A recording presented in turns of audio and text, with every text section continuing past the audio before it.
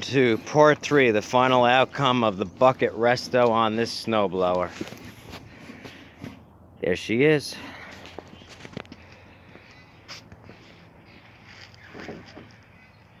On camera, you can't tell at all. This side was the least of it. That side had the worst of it. Okay.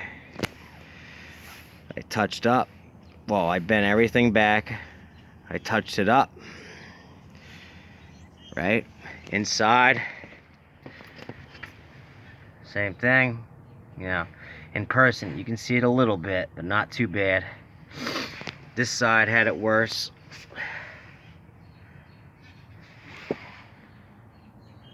This side, the worst you could see about it is this little bit of roughness, but it's relatively minor.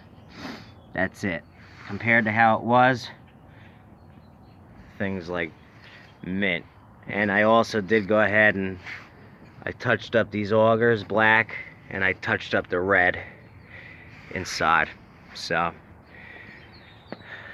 bucket's good to go. Last thing I need to do, I don't know if I'm gonna give it a full-blown wash or just give it the shine with the ATF. I might just try doing the ATF shine on it, or I might give it a wash. We'll see. But other than that, it's done. It's good to go. So next video you'll see is just the ready to go for sale video. But they came out damn good considering how badly that was bent up. I'm very happy with that.